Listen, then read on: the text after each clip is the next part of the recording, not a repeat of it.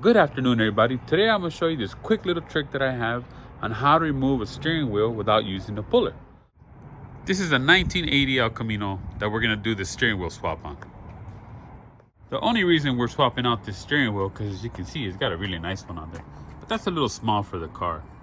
And I did find this one, which is same color, and it says El Camino, just in case I forget.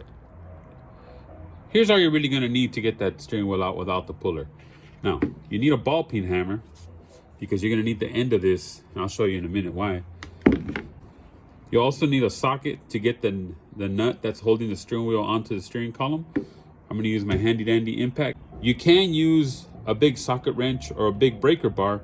All you have to do is put the steering wheel on the stop so you can pry against it and loosen up that nut. The other hammer can be any size. I just like using a big one because it just makes it easier. The first thing you're going to want to do is get the steering wheel straight. So let's go ahead and start this puppy up.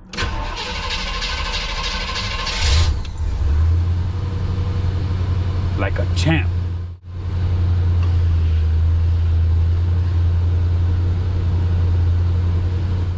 All right, next thing you do, got to get this horn button off. Go ahead and remove it. That's your horn contact.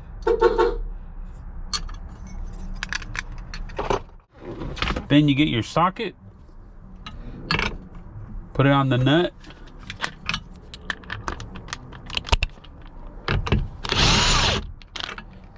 And just buzz it off.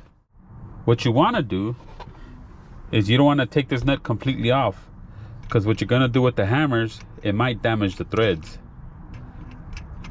So just put it on where you can protect the tip of the threads. I don't know if you can see that in there. See, just put it on like that, like right at the tip of it. Then what you want to do is you take the end of this hammer, the ball peen end,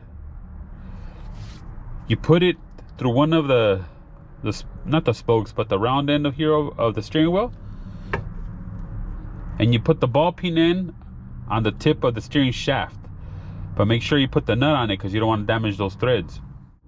With this hand, you want to put pressure, pulling the hammer towards you as that ball peen end of the hammer sits on the shaft.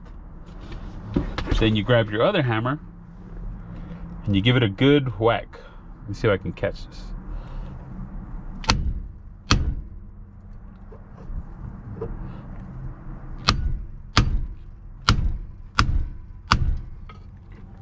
And there it is.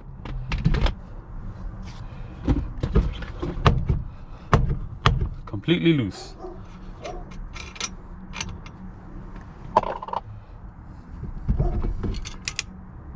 There you go.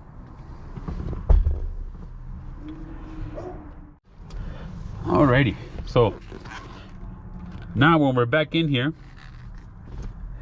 if you see the steering wheel, these two holes right here are for the puller. So if you had a puller, you would screw in your long bolts into there onto the puller, and then the puller will go in the middle right here and then push against the steering shaft and you can pull it out. Now this horn wire, you want to make sure you thread it through this other hole. That way you can plug it into your horn button. This plastic piece that comes through the steering column, that's for your blinker mechanism that cancels them. You want to make sure that hole fits through there as you're putting it in. And that also kind of aligns the steering wheel to where it should go, because we're not, exactly straight as far as the wheels and the steering wheel go. And you put your lock nut back on.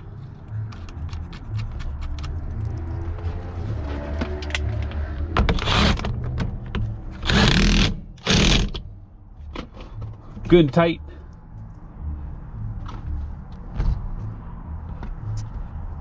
Put the horn button back on.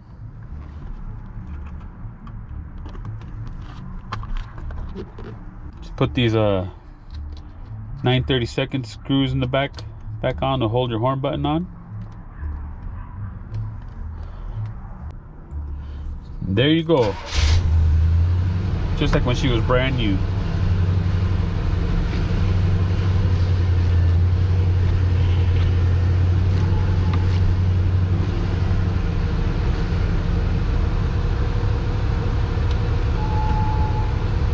Now the key to doing this is to get the end of that ball peen hammer on the end of that shaft.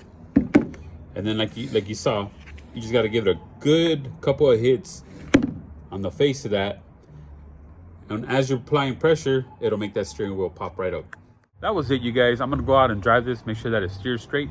But thank you for watching. Again, if you like the content, please subscribe, and we'll catch you on the next one.